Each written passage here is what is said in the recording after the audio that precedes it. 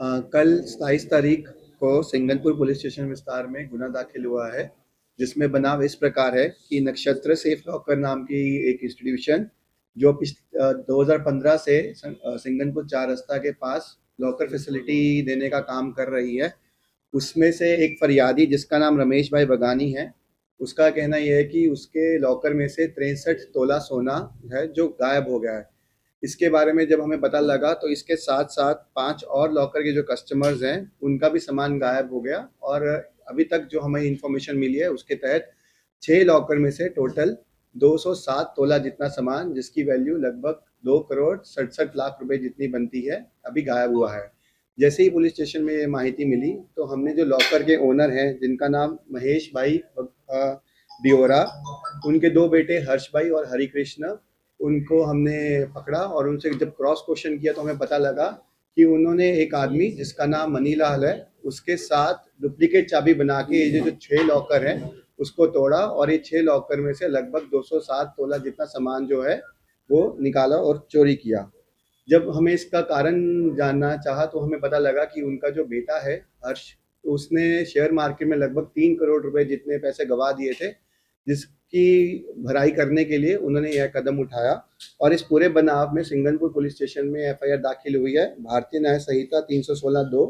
316(5) और 61(2) के तहत दाखिल किया गया है। अभी तक का जितना भी सामान गायब हुआ है उसमें से 15 लाख जो है कैश हमने रिकवर कर लिया है, और आगे भी इन्होंने जो सामान चोरी करके किसी सोनी को दिया है उनके साथ भी पूछपरछ जारी है, और पुलिस की कोशिश रहेगी ज़्यादा से ज़्यादा सामान रिकवर किया जाए, और आगे की तपास अभी चल रही है। जो नक्षत्र सेफ हाउस जो नाम है, जो ओनर मैंने बताया, उनकी टोटल 4 ब्रांच है पूरे सूरत सिटी में। एक सिंगनपुर में, 2 महिदरपुरा पुलिस स्टेशन विस्तार में और एक वराछा में। एक सेफ हाउस में लगभग 600 से 700 लॉकर जितने होते हैं, जिसमें अलग-अलग साइज़ के होते हैं, छोटा, मीडियम, बड़े साइज़ का, और उसी साइज़ के हिसाब से इनका जो एनुअल रेंट होता है वो भी डिसाइड किया जाता है।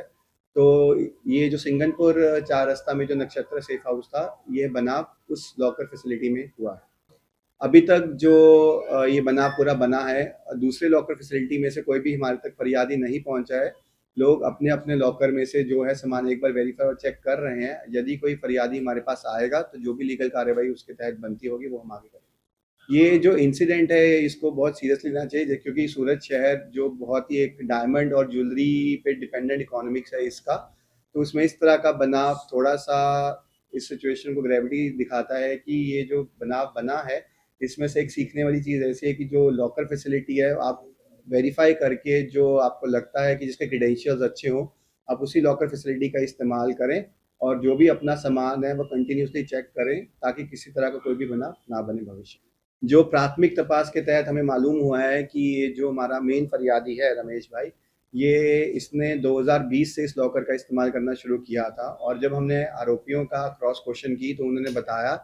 कि ये जो बनाव बना है उन्होंने लगभग पिछले 1 साल पहले शुरू कर दिया था, जिसमें से कि इन्होंने लॉकर तोड़ना और उससे सामान निकालना धीरे धीरे अपनी रिक्वायरमेंट के हिसाब से किया, और पिछले 1 साल में अब तक टोटल 2 करोड़ 67 लाख जितना सामान इन्होंने चोरी किया है। जितने भी ये सेफ हाउसेज होते हैं सब रजिस्टर्ड सेफ हाउसेज ही होते हैं, बट सिंस इसमें से जो ओनर है उसके बेटे ने शेयर मार्केट में पैसे गवा दिए थे तो उस पैसे की भरपाई के लिए उन्होंने ऐसा कदम उठाया।